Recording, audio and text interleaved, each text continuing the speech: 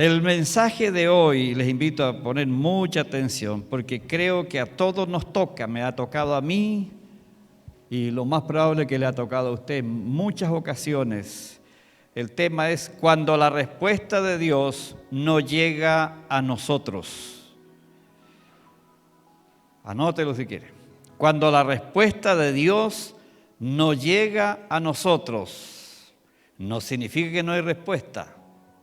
Pero cuando según nuestra propia percepción de las cosas se demora mucho. ¿A cuánto le ha pasado que parece en alguna oportunidad que Dios no escucha? Y con todo y ser cristiano, y con todo de predicar, y con todo de creer, y de pronto estar arriba, en la cumbre de la gloria, de pronto te pasan situaciones y horas, y clamas y no sabes cómo salir de la situación, del problema. Y pareciera que los cielos se cerraron, que Dios no escucha. ¿A alguien le ha pasado eso? A mí me ha pasado más de alguna oportunidad. Anoche Dios me habló esta palabra en la madrugada con mucha claridad. Y es porque creo que en esta hora van a haber respuestas. Se van a agilizar respuestas. Hay personas que están orando por mucho tiempo por un familiar que no se ha convertido y pareciera que ya no hay nada que hacer. Quiero tomar como base Lucas capítulo 18, versículos 1 al 7, y ahí vamos a ver algunos ejemplos en la Biblia de personas que oraron y que de pronto parecía que no venía respuesta, pero que finalmente la respuesta llegó. Lo glorioso de esto es que, le anticipo, la respuesta viene. Aleluya.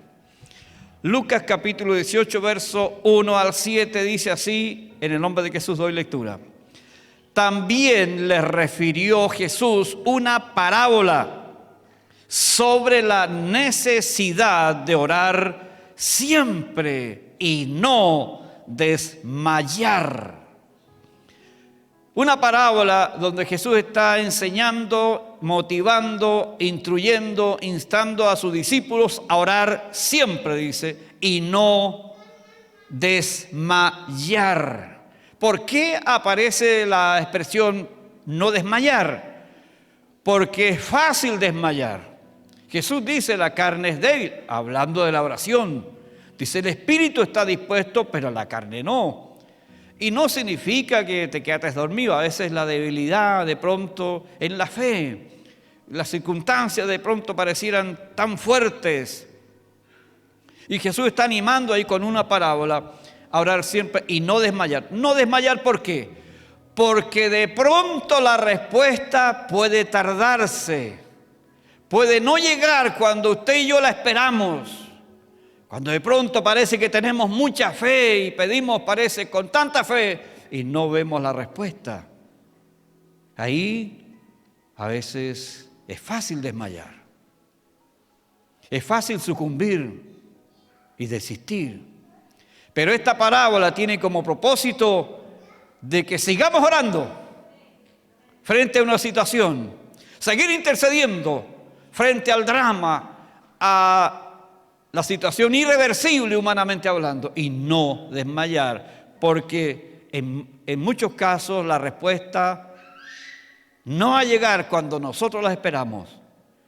No significa que no viene, pero Dios se guarda el derecho de responder y que la respuesta llegue cuando Él quiere. Amén. Él es el único que tiene todo el derecho a probarnos y a probar nuestra fe. Esta parábola tiene ese propósito, acerca de animarnos a orar siempre y no desmayar. ¿Cuándo usted y yo podemos desmayar? Bueno, frente al problema más grande, frente a una no respuesta inmediata, frente al dolor, muchos desmayan. Si usted y yo hacemos un recuerdo cuando partió todo este tema de la pandemia, fue fuerte, ¿cierto? Esta fue la región más golpeada. Llegamos a un momento donde era la región más golpeada, donde teníamos más contagiados que en todas las otras regiones. y parecía irreversible. Y muchos oraron, y yo en medio de la situación adversa sacaba mensaje y proclamando, y la radio, y vamos a revertir, y se va a revertir, y se va a revertir esto, y vamos declarando victoria. Y claro que de pronto frente a la situación parece que estás, como alguien dijo, estás rayando en el agua nomás. Pero la respuesta llegó. Se demoró para nosotros, pero llegó. Continúa Jesús. Esta es la parábola que Él muestra aquí para ayudarnos a entender que no debemos desmayar en la oración, aunque la respuesta se tarde. Dice, había en una ciudad un juez que ni temía a Dios ni respetaba a hombre. Había también en aquella ciudad una viuda, la cual venía a él diciendo, hazme justicia de mi adversario. Y él no quiso por algún tiempo.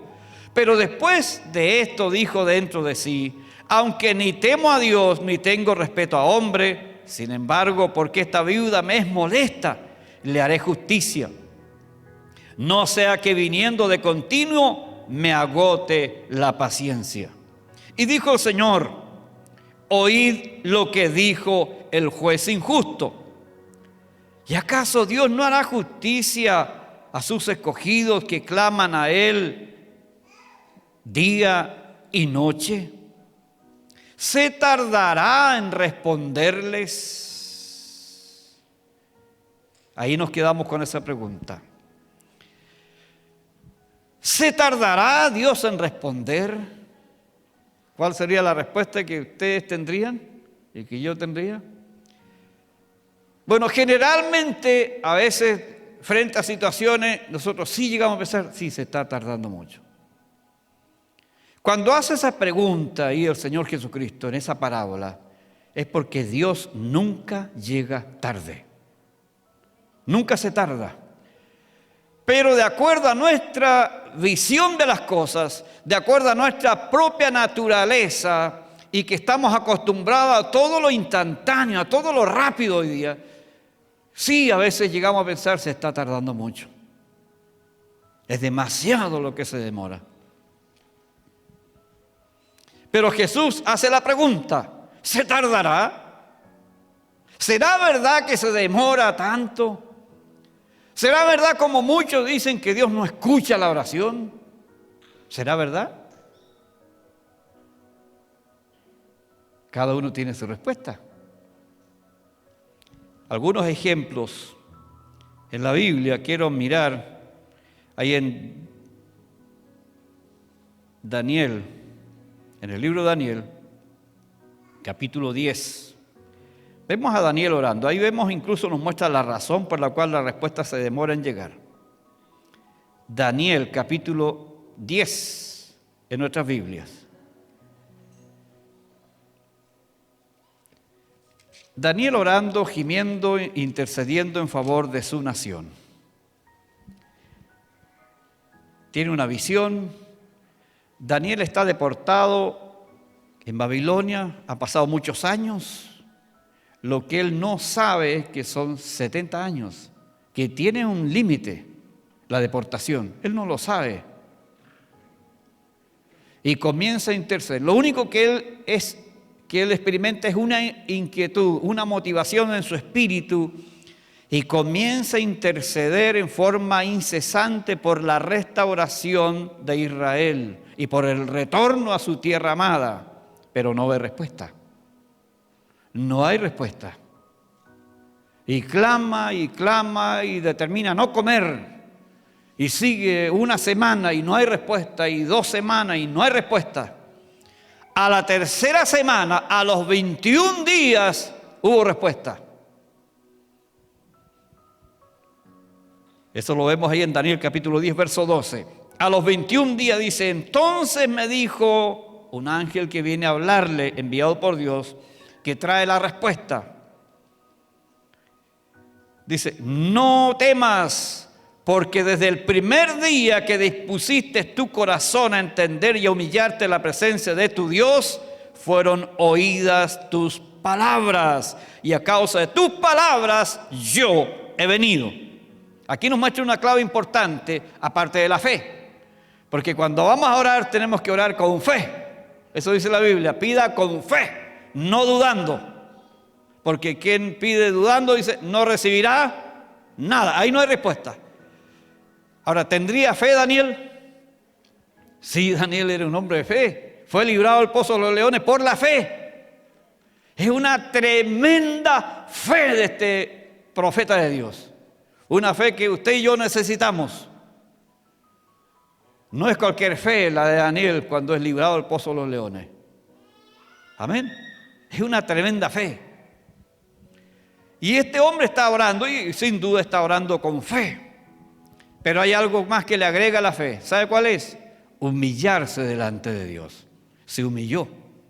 Y no lo dijo él, no lo dijo otro profeta o sus 3 compañeros, lo dijo el ángel.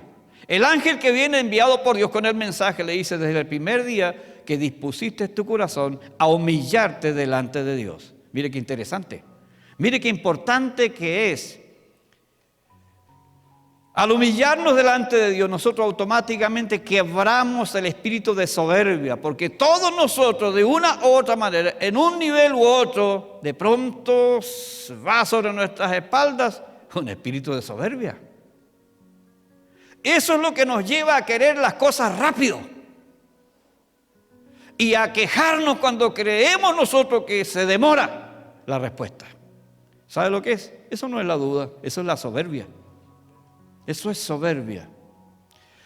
Y Daniel entiende perfectamente y entiende que la única arma poderosa para quebrar la soberbia es humillarse delante de Dios. Se combate con humillación. No con decirle, Señor, quítame esta soberbia. No. Es con una actitud delante de Dios. Y eso es lo que hizo Daniel. Se humilló delante de Dios. Amén. Dice, dispusiste a humillar tu corazón delante de Dios. Y a humillarte en la presencia de tu Dios.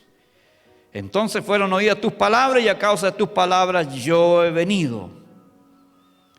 2 ingredientes importantísimos tiene Daniel en su oración. 3 más bien dicho. Fe, como pocos la tienen. Se humilla en la presencia de Dios. ¿Y qué más? Perseverancia. Porque no se cansó a los primeros 5 días, no se cansó, no desmayó a los 10 días, no desmayó a los 15 días. Siguió golpeando las puertas de los cielos. En un ambiente adverso, sin el apoyo de la gente que cada uno de nosotros quisiera que esté a nuestro lado. Él no tiene ahí una iglesia que le respalde, no tiene un grupo de hermanos que le dicen, estamos contigo, Daniel, estamos orando contigo. Él está absolutamente solo, lejos de la familia, lejos del hogar, lejos de la tierra que lo vio nacer, deportado en Babilonia, donde hay todo un ambiente contrario a sus creencias, contrario a lo que es sus principios delante de Dios, a su vida devota delante de Dios. Es decir, que Daniel está rodeado de enemigos por todos lados. Esa es la condición, ese es el escenario que rodea a Daniel. Pero tiene fe, se humilla y persevera en oración frente a una situación aparentemente irreversible. Verso 13. El ángel le dice en la última palabra del verso 12, y a causa de tus palabras yo he venido. Mas el príncipe del reino de Persia, dice, se me opuso durante 21 días. Le está diciendo, el primer día la respuesta vino. ¿Se da cuenta?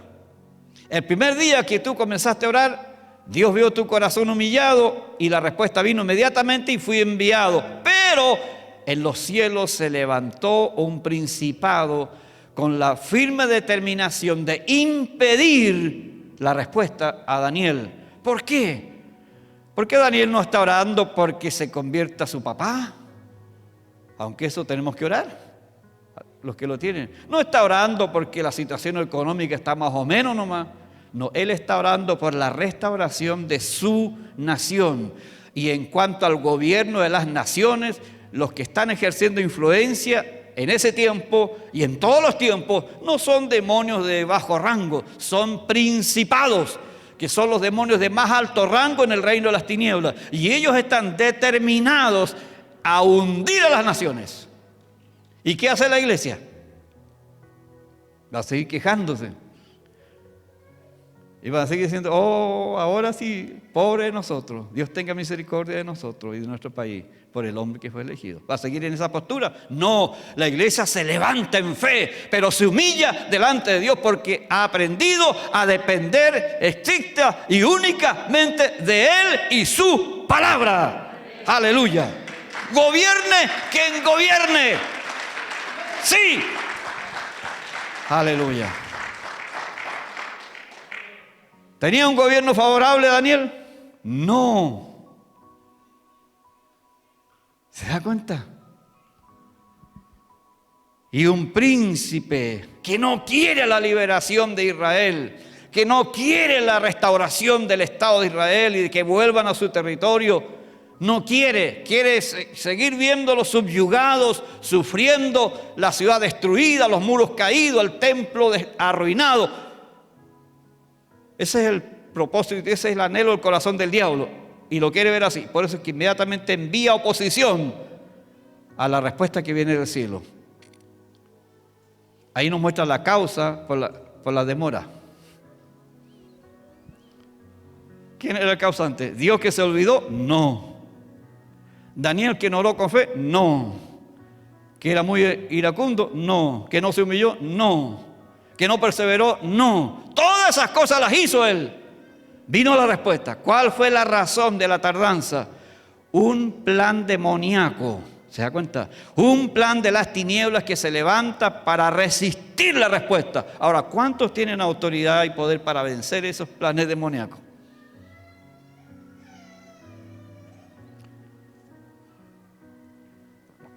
¡Qué silencio, Señor!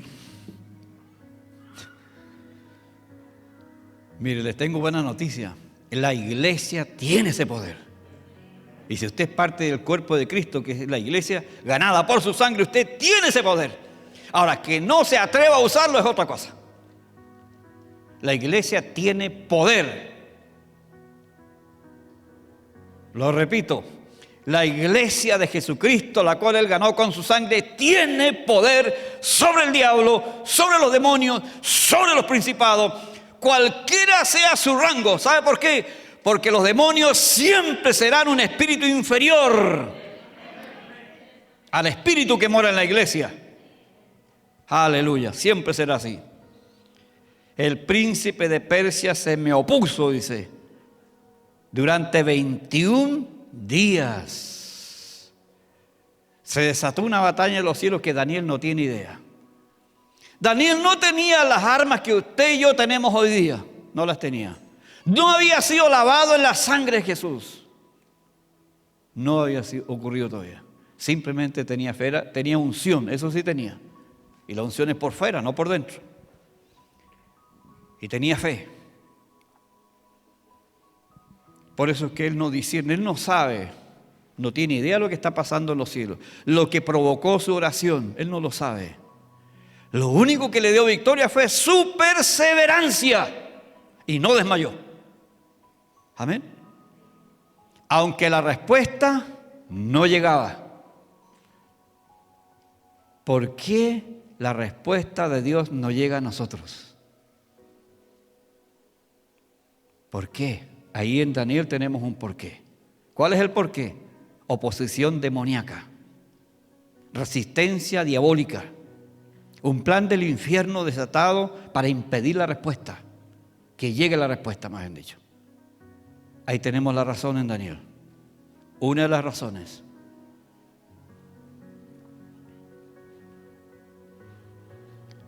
Muchos dirán, eras tú, diablo inmundo, que estabas atrasando la respuesta a mi oración. Yo no sé cuánto en esta mañana van a salir como leones, como le van a llegar a su casa y decir, se terminó mi lamento, se terminó esto de quejarme y tener automiseración, que se cree miserable. Dios no me escucha, pastor. Haga como Daniel, persevere, pero levántese en fe, porque la respuesta ya fue enviada. Amén. Aleluya. 21 días de batalla, 21 días de intercesión, 21 días de ayuno, 21 días de clamor, pero sin desmayar. ¿Qué es lo que Jesús pretende enseñarnos hoy día a través de la parábola de la necesidad de orar siempre y no desmayar? Porque el desmayar es una de las estrategias que el enemigo utiliza, nos presenta y agranda los problemas. El diablo es experto en agrandar todos los problemas y es experto en influenciar para que usted y yo comencemos a mirar el problema y este problema y el problema y ahí está el problema y ¿cómo lo soluciono? No sé qué hacer, este problema. Eso es lo que el diablo quiere, que usted mantenga su mirada en el problema, porque él sabe que el momento en que usted voltea su mirada a las promesas de Dios, que significa mirar a Jesús, entonces el problema se va achicando y usted de pronto dice, ¿qué problema? ¿Qué problema? Si tengo un Dios más grande. Dios es más grande que tu problema. Aleluya. Poderoso Dios. Dios nunca llega tarde. Las hermanas de Lázaro, ahí en Juan capítulo 11, ellas también creen que se atrasó mucho. ¿Por qué no llegó la respuesta a tiempo a la petición de las hermanas de Lázaro? Usted sabe que Lázaro murió de una enfermedad. Le avisaron a Jesús, ellas lo mandaron a buscar. Tu amigo Lázaro está enfermo, ven para que se sane. Ellas habían visto milagros de todo tipo, eran testigos de las obras sobrenaturales de Jesucristo, de las obras de Dios a través de Jesús, el Hijo de Dios. Así que tenían fe, había un nivel de fe en ellas. Ellas sabían que si Jesús llegaba, no moría su hermano. Ese era su nivel de fe. Hasta ahí llegaba un nivel de fe de estas dos mujeres. Y por lo tanto, en base a ese nivel de fe, envían a alguien a buscar a Jesús. ¿Y qué pasó? Jesús siguió en su función, en su actividad. Siguió ministrando a la gente donde estaba.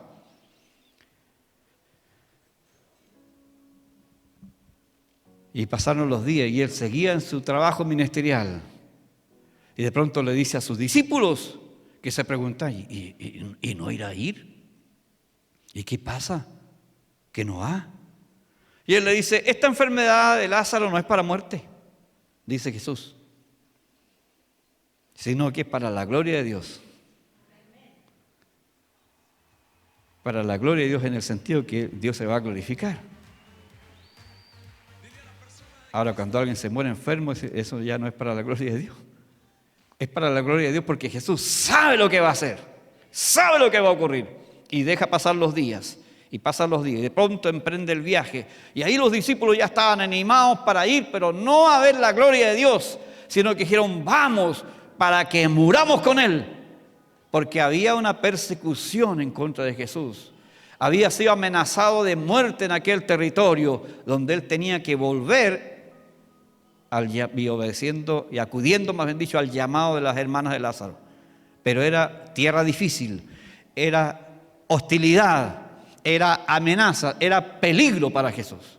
Y eso los discípulos lo entendían. Por eso que dijeron, bueno, vamos y muramos con Él. Dijeron, aquí nos llegó, aquí nos van a matar a todos. Mire qué fe. Ellos también tenían fe, pero fe en el otro lado. Y se fueron y llegaron a Betania, a la aldea, y ahí está la reacción de las hermanas de Lázaro. La primera, Juan 11:21. Marta es la primera. Y mire lo que le dice al Señor, porque según el concepto y la idea y lo que pensaba Marta, de acuerdo a la situación que se estaba manifestando, ella cree que Jesús se demoró mucho. Demasiado se demoró. Y le dice: Señor, si hubieses estado aquí, mi hermano no habría muerto. Para Marta, Jesús se demoró más de la cuenta. Para Marta, Jesús llegó a ser un irresponsable. Para Marta, Jesús no tenía amor. Porque ese es el concepto que tenemos, que si la respuesta es que si nos atienden rápido, entonces sí hay amor. Si no nos atienden rápido, no hay amor. ¿O no? Y ahí está Marta. Si hubieses estado aquí, mi hermano no había muerto. Está culpando a Jesús de la muerte de su hermano. ¿De qué enfermedad murió? No lo sabemos. ¿Qué tipo de enfermedad era? No lo sabemos. Pero lo más probable es que él era el único responsable de su enfermedad. Y hoy día es igual. ¿O no? Que Dios nos ayude a cuidarnos. No sabemos, no menciona la enfermedad. Obviamente la medicina de aquel tiempo no era tan adelantada como ahora. Enfermó y murió. Pero ellas culpan a Jesús de que murió. ¿Y cuál es la razón por la cual Marta llega a culpar a Jesús? Te demoraste mucho. Te demoraste demasiado, Jesús. Si hubieras venido en cuanto te enviamos a buscar, porque ellas conocían el lugar donde estaba Jesús, sabían cuánta distancia había, cuánto tiempo debía demorar Jesús en llegar a Betania, ellas sabían perfectamente, por eso consideraban se demoró demasiado. Se demoró demasiado. Un acto de irresponsabilidad de parte de Jesús, según Marta. Ahora mi hermano se murió y es tu responsabilidad porque te demoraste demasiado. Pero si hubieras venido a tiempo, el día que te llamamos, si hubieras venido inmediatamente, él no muere. ¿Se da cuenta? ¿Cuál fue la respuesta de Jesús?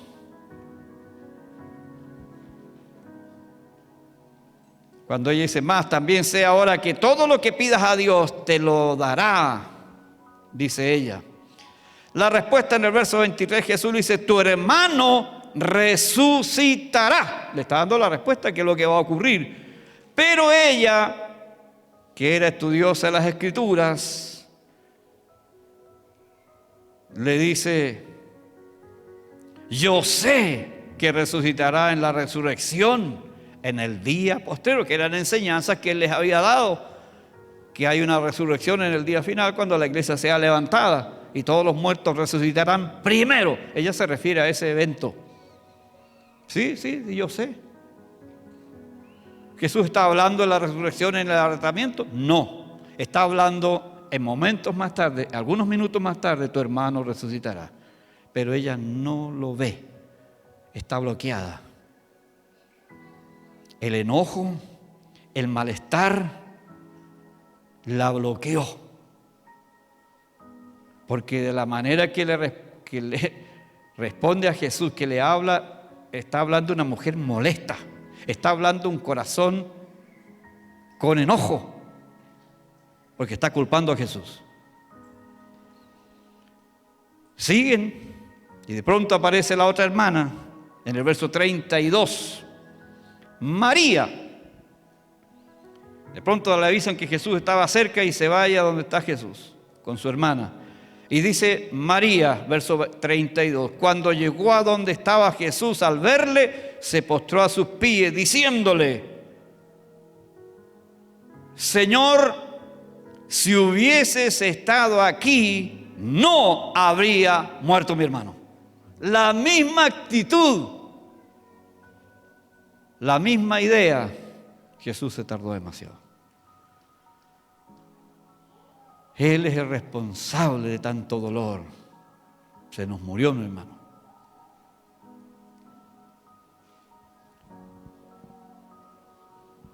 ¿Era un demonio que se opuso como en el caso de Daniel? No, en este caso no es así, porque no todo el tiempo son demonios. ¿Fue el diablo que dijo, no le respondan a María con Marta? No. Porque no hay diablo que pueda con Jesús. Ahí no era un ángel que iba a venir a darle una respuesta a Marta y a María, era Jesús. Y no hay demonio que pueda con él. ¿Cuál fue la causa de la demora? La perfecta y soberana voluntad de Dios, que nunca se demora. Jesús dijo, no, esa enfermedad no es para muerte, es para la gloria de Dios. Amén. Y se dirigió al lugar, y obviamente Lázaro ya está muerto.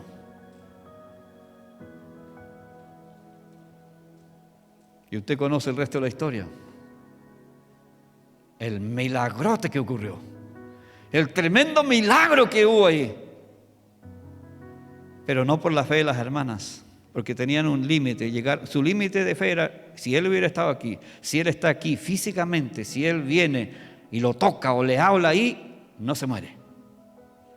Pero lo que ellas no creían ya era que él podía venir y aunque esté muerto, levantarlo. Eso ellas ya no lo creían. Tenían un nivel, un tope en su fe.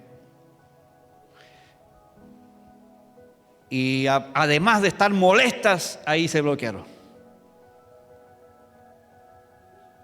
Amén.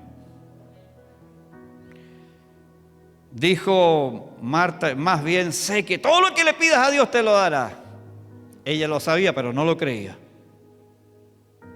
Por eso dijo, no dijo más creo. ¿Se da cuenta? Ella tiene la información acá. Ella lo sabe, pero no lo cree. ¿Cómo lo sabemos? Porque se está quejando. Lo sabe, pero no lo cree, que es muy distinto. Si no le hubiera dicho más creo. No pudo decir creo porque no lo cree. Ella lo sabe, pero no lo cree. Eso a veces nos pasa a nosotros. Tenemos tanta información bíblica, tenemos tanta información de lo que Dios hace y es capaz de hacer, pero en el momento crucial, en el momento de estar ahí, a veces no lo creemos. ¿O no? Ella lo sabe, pero no lo cree, que es muy distinto. Mas sé que todo lo que le pidas a Dios, Él te lo dará, pero no lo cree. Así es, Dios nos ayude. ¿Cuál es la razón por la cual la respuesta, según Marta y María, se demoró? Bueno, es la soberana voluntad de Dios. Es que Dios quiere mostrar mayor gloria, quiere glorificar a su Hijo. Jesús no dio un paso en dirección hacia Betania hasta que recibe instrucciones de arriba. Jesús no hizo nada por su propia cuenta. Hasta que el Padre le dijo, ahora ve. Entonces Jesús emprendió el viaje. Antes no. El Padre lo único que busca es glorificar a su Hijo Jesús. Una vez más, de una manera sobresaliente. Eso es lo único que busca el Padre. ¿Que es inconsciente por el dolor que está provocando? No. Él es soberano. Amén. Y Él es el dueño de la vida. Pero tiene que batallar contra la impaciencia de las hermanas de Lázaro. Todo lo quieren rápido. Como hoy día pasa, hoy día más que nunca. Hoy día que estamos acostumbrados que todo es rápido, todo instantáneo, ¿sí o no? Entonces se demora un poco y listo. Hasta ahí nomás llegó la fe. Y Jesús se glorifica de una manera extraordinaria, una forma impresionante. Y Lázaro es devuelto a la vida. Y sin duda que de ahí las mujeres pasaron a un distinto nivel de fe frente a un milagro como ese. Aleluya. Y así hay tantos otros testimonios. Si usted quiere más, léase Hebreos 11. En Hebreos 11 nos habla acerca de los héroes de la fe. Y está hablando de perseverancia. Y está hablando de que incluso Hubieron personas que oraron toda su vida y no vieron respuesta, dice. Eso lo dice. Pero les habla y dice que son gente de fe. Ahora, ¿por qué aparecen sus nombres ahí en los héroes de la fe? Porque nunca desmayaron, aunque no vieron respuesta. De eso se trata, de no desmayar. Cuando uno mira con atención Hebreos 11, claro, hay algunos que recibieron tremenda respuesta, gloriosa respuesta, pero también dice otras que no recibieron respuesta y que murieron creyendo en la ciudad celestial, que había una mejor patria para ellos. No vieron respuesta, pero nunca desmayaron. Porque Dios nunca llega tarde. Nunca se demora. ¿Por qué no llega la respuesta a nosotros? Según nuestra propia percepción de las cosas. Bueno, una de las razones es porque desmayamos muy pronto. Porque los creyentes desmayan muy rápido. Desisten. Usted no sabe cuántas veces de que estamos en el ministerio pastoral hemos tenido que oír a personas que vienen, se convierten y de pronto se desatan las batallas y las luchas y la presión viene y de pronto nos dicen: pastor, desde que comencé a su iglesia, los primeros días era todo bonito, pero de pronto que me despreciaron allá, que me peleó que me echaron de la casa, que pasó esto. Dice: para eso, pastor, si es para eso, me dicen, no voy más. Así hemos perdido mucha gente que se ha vuelto atrás. Esa es la razón. Desmayaron. Obvio se cumple la parábola de Jesús del sembrador, pero lo hemos tenido que oír muchas veces. ¿Y qué hace el pastor frente a eso? Aunque le des la palabra, aunque le mandes textos bíblicos, nada, porque ya desmayaron. Por eso es que Jesús habla acerca de la necesidad de orar siempre y no desmayar. Porque van a haber situaciones difíciles, donde parece que los cielos se cerraron, donde parece que se puso un cielo de bronce sobre tu cabeza. ¿O no? ¿A alguien le ha pasado eso? Donde parece que no hay respuesta, frente a una situación familiar, frente al drama de la familia, de los hijos, frente al drama del esposo, mujeres que han clamado por tanto tiempo por la conversión de su esposo y ahí está. Ni un cambio. ¿Y qué va a hacer? Bueno, la enseñanza de Jesús es no desmayar. ¿Amén? No desmayar. Pero nos agregue, con eso terminamos, algo más que usted y yo tenemos que aprender, o los que lo han perdido recuperar. Dice, orar día y noche. En la parábola ahí en Lucas 18. ¿Cuánto más, dice Dios, no hará justicia a sus hijos que claman a Él día y noche? ¿Cuántas veces usted se levanta a madrugada, a las 4 de la mañana, 3 de la mañana, 5 de la mañana y tiene media hora de clamor, 1 hora de intercesión? ¿Cuántas veces? O ora cuando ya se acabó el día, cuando está cansado, comenzó a orar, dijo 2 o 3 palabras y se quedó dormido.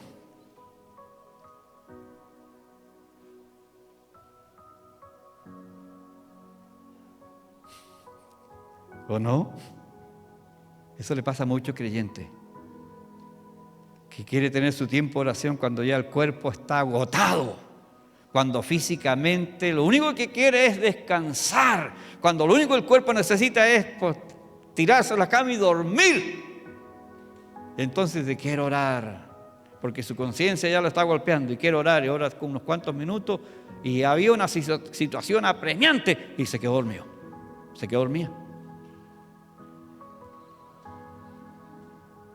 Eso es desmayar. Dejar de orar.